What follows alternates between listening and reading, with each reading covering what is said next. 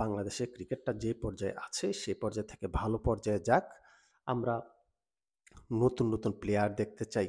Coach থেকে শুরু করে, পিচ কিউরেটর থেকে শুরু করে সবখানে পরিবর্তন আনতে হবে। বাংলাদেশের নিজস্ব কোচকে সেখানে প্রায়োরিটি দিতে হবে। ইন্ডিয়া দেখেন আজকে এত ডেভেলপ কেন করছে? কারণ ওদের নিজস্ব কোচ। ওদের প্যানেলটা, কোচিং প্যানেলটা টোটালি নিজস্ব, দেশের। দেশের প্রতি মায়া মমতা তো অন্যরকম থাকে, স্বাভাবিক। তো বাংলাদেশেও এই পদক্ষেপটা নেওয়া খুব জরুরি। সাদাকে সাদা, কালোকে কালো বলিব। সাদাকে কালো, কালোকে সাদা বলিতে পারিব না। Hello viewers, it's me Rony bro. Welcome to another new video. অবশেষে পাপন যুগের অবসান হলো বাংলাদেশে। নাজমুল হোসেন পাপন, তিনি বাংলাদেশের এক যুগ ধরে ক্রিকেট বোর্ডের প্রেসিডেন্ট হিসেবে ছিলেন। এই এক যুগে বাংলাদেশের ক্রিকেট কতটুকু পিছিয়েছে আপনারা সবাই অবগত আছেন। দেখেন বাংলাদেশ এমন একটা স্ট্যাবল সিচুয়েশনে ছিল যখন নাজমুল হাসান পাপন চেয়ারে বসলেন বিসিবি সভাপতির। সেই স্টেবল অবস্থাটা এমনভাবে নড়বড়ে উনি করেছেন, এমনভাবে চেয়ারের পায়াগুলো ঘুণে ধরেছে, সেইখানে একটা পিপিলিকা উঠলে চেয়ারটা ভেঙে যাবে, এমন একটা ভাঙুর অবস্থা বাংলাদেশ ক্রিকেটের উনি করে দিয়ে গেছেন। অথচ 12 বছর যদি একটা একটা লোক একটা পজিশনে থাকে, সেই পজিশনটা এমন হওয়া উচিত ছিল তার, একটা রাজার আসন, একটা রাজার সিংহাসন সে বানাতে পারত, যেন মানুষ তার চলে গেলে সে চলে গেলে যেন মানুষ কাঁদে, এমন একটা সিচুয়েশন সে ক্রিয়েট করতে পারত। বাট বাংলাদেশের মানুষ সবসময় মুনাজাত ধরে দোয়া করেছিল যে নাজমুল হাসান পাপন আপনি চলে যান, আপনার আর দরকার নেই, আপনি ক্রিকেটটাকে টোটাল ধ্বংস করে দিয়েছেন। দেখেন কথায় কথায় উনি বলতো 900 কোটি টাকা ওনার অ্যাকাউন্টে আছে, বিসিবির অ্যাকাউন্টে আছে। ভাই, কত কোটি টাকা আছে মানুষ এটা জানতে চায় না। মানুষ দেখতে চায় যে বাংলাদেশের ক্রিকেট কতটুকু ডেভেলপ করেছে, বাংলাদেশের ক্রিকেট কোন অবস্থায় আছে। বাংলাদেশের ক্রিকেট যখন বহির্বিশ্বে যায়, এমন সিচুয়েশন হয় দলের ভিতরে, এমন রেজাল্ট আমরা করি, মান সম্মান আর থাকে না দেশের বাইরে। বাংলাদেশে ওই মিরপুর একটা ক্ষেত, কি বলে, ধান ক্ষেত বানিয়ে এখানে আমরা জয়ের তৃপ্তি খুঁজি। পরিশেষে যখন আমরা বিদেশ সফরে যাই বিভিন্ন দেশে, তখন এটার রেজাল্ট আমরা বুঝতে পারি যে আসলে আমরা ধান খেতে খেলে এই অবস্থা হয়েছে, বিদেশের মাটিতে আমাদের ভরাডুবি লাড্ডু। নাজমুল হাসান পাপন বাংলাদেশের ক্রিকেটটাকে এমন একটা পর্যায়ে নিয়ে গেছেন, তার এই আমলে, বিসিবির সভাপতির এই আমলে বাংলাদেশের মানুষ দেখেছে 4 বলে 72 রান কিভাবে হয়। 4 বলে 72 রান, 72 রান তার আমলে বাংলাদেশের মানুষ দেখেছে। কারণ একটা স্পেসিফিক দলকে জয় লাভ করার জন্য, জিতিয়ে দেওয়ার জন্য 72 রান দরকার ছিল, হাতে ছিল 4 বল। ওই 4 বলে 72 রান দিয়েছে এবং দিয়ে তার মনের যে তৃপ্তি, সে তৃপ্তি পূরণ করিয়েছে। বাংলাদেশের জেলাভিত্তিক কোনো দল নাই বর্তমানে, 2টা দল থাকে। এই স্বৈরাচারী এই গভর্নমেন্টের আমলের যেই দল, গৃহপালিত দল, শুধুমাত্র তারা, অন্য কোনো দল বাংলাদেশে ছিল না জেলাভিত্তিক ক্রিকেটে। দেখেন জেলাভিত্তিক ক্রিকেটের নির্বাচন হয় না লাস্ট কবে কেউ বলতে পারে না।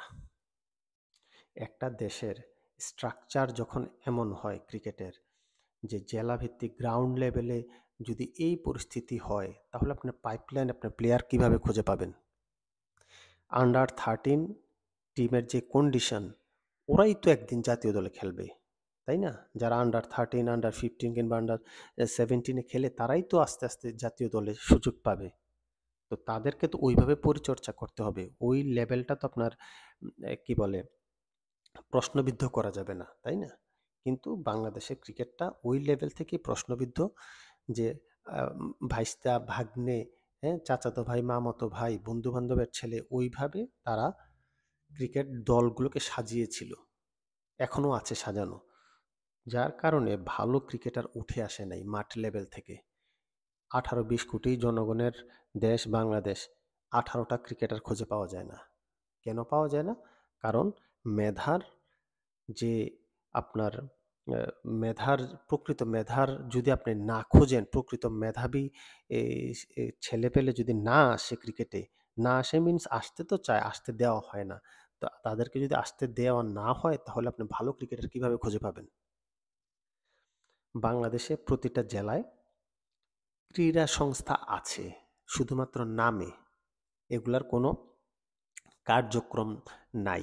যে মাঠগুলো আছে, মাঠগুলা সংস্কারের নামে কোটি কোটি টাকা এই নাজমুল হাসান পাপন এবং পাপনের গ্যাং হাতিয়ে নিয়েছে। কোটি কোটি টাকা বিনিময়ে মাঠ সংস্কার হয় নাই।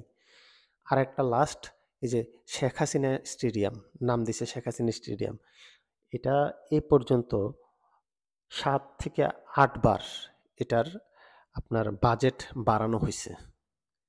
প্রতিবারে যখন বাড়ানো হয় 1 কোটি 2 কোটি বাড়ে না, হাজার হাজার কোটি টাকা বাজেট বাড়ে। এই টাকা কার পকেটে যায়? টোটাল ক্রীড়াঙ্গনটা ধ্বংস করে দিছে। এখান থেকে যে নতুন বিসিবি প্রেসিডেন্ট হিসাবে শপথ গ্রহণ করেছে মনে হয় আজকে, চেয়ারে বসেছে আজকে ফারুক আহমেদ। একটা ট্যালেন্ট পারসন, একটা যোগ্য লোক। কিন্তু তার পক্ষে কতটুকু সম্ভব হবে এই ভাঙুর অবস্থাটাকে ঠিক করতে, এতে খুব সন্দেহ আছে আমার। বিকজ প্রতিটা অংশে তো শরীরের প্রতি অঙ্গে যদি আপনার ঘা থাকে, আপনার অসুখ থাকে, আপনার ওষুধ মলমটা কোথায় লাগাবেন? ওষুধটা আপনি কি খাবেন? অ্যান্টিবায়োটিক নেওয়ার মতো সেই অবস্থা তো আপনার শরীরে থাকতে হবে, সেই ক্ষমতা থাকতে হবে, সেই পাওয়ারটা নেওয়ার জন্য, অ্যান্টিবায়োটিক নেওয়ার জন্য। তো বাংলাদেশ ক্রিকেট বোর্ড যেই অবস্থায় চলে গেছে এবং যেই অবস্থায় ছিল, সেখান থেকে আপনার যদি ভালো কিছু করতে হয়, প্রচুর পরিশ্রম করতে হবে, অনেক ডেডিকেশন থাকতে হবে। প্রতিটা যারা এখনো বিসিবির ভিতরে আছে, তাদেরকে জবাবদিহিতার আওতায় আনতে হবে। কে কি করছে লাস্ট 12 বছর এগুলা খতিয়ে দেখতে হবে। কেউ কোনো দুর্নীতি করে থাকলে তার সাজা নিশ্চিত করতে হবে, আইনের আওতায় আনতে হবে। তাহলে আপনার নেক্সট টাইম আর ওরা অপরাধ করবে না, চুরি-চাট্টামি করবে না। কিন্তু যারা যা কিছু করছে তা যদি আপনি ক্ষমা করে দেন, তাহলে নেক্সট ফিউচারেও অন্যরা যারা আসবে তারাও এইসব চুরিচামারি করবে, ভালো কিছু করবে না। সুতরাং নতুন প্রেসিডেন্টের কাছে আমাদের চাওয়া যে বাংলাদেশ ক্রিকেট নিয়ে যেন কোনো রাজনীতি না হয়। ক্রিকেট একটা ভালোবাসার জায়গা, বাংলাদেশের মানুষের আবেগের জায়গা। সেই আবেগটাকে নিয়ে যেন না খেলে কেউ। নাজমুল হাসান পাপন যেভাবে খেলেছে আবেগ নিয়ে, সেভাবে অন্য কেউ যেন এইভাবে না খেলতে পারে, সেটার প্রতি দৃষ্টি রাখতে হবে, সজাগ থাকতে হবে। যারা বোর্ড মেম্বার আছে তাদের কার্যক্রম ঠিকভাবে পরিচালনা হচ্ছে কিনা তা তদারকি করতে হবে। ক্রিকেটটাকে অন্তত ধ্বংস করতে দেওয়া যাবে না। কারণ দল মত নির্বিশেষে ক্রিকেট এমন একটা জায়গা যেখানে আমরা সবাই এক, যে ক্রিকেটের ভালো চাই। বাংলাদেশের জয়ে সবাই হাসতে চাই।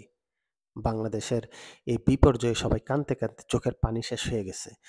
অনেকে তো বলে বাংলাদেশের ক্রিকেট যে পরিমাণ দুঃখ দিছে তার বউ কিংবা গার্লফ্রেন্ড এত দুঃখ দেয় নাই। এনিওয়ে আমরা চাই বাংলাদেশের ক্রিকেটের ডেভেলপমেন্ট হোক। আমরা চাই বাংলাদেশের ক্রিকেটটা যে পর্যায়ে আছে সে পর্যায় থেকে ভালো পর্যায়ে যাক। আমরা নতুন প্লেয়ার দেখতে চাই। কোচ থেকে শুরু করে, পিচ কিউরেটর থেকে শুরু করে সবখানে পরিবর্তন আনতে হবে। বাংলাদেশের নিজস্ব কোচকে সেখানে প্রায়োরিটি দিতে হবে। ইন্ডিয়া দেখেন আজকে এত ডেভেলপ কেন করছে? কারণ ওদের নিজস্ব কোচ। ওদের প্যানেলটা, কোচিং প্যানেলটা টোটালি নিজস্ব, দেশের। দেশের প্রতি মায়া মমতা তো অন্যরকম থাকে, স্বাভাবিক। তো বাংলাদেশেও এই পদক্ষেপটা নেওয়া খুব জরুরি যে দেশীয় কোচকে সুযোগ দিতে হবে এবং বিশেষ করে যারা কোচ কিউরেটর আছে তাদেরকে সুযোগ দিতে হবে। Thank you. আল্লাহ হাফেজ। আসসালামু আলাইকুম।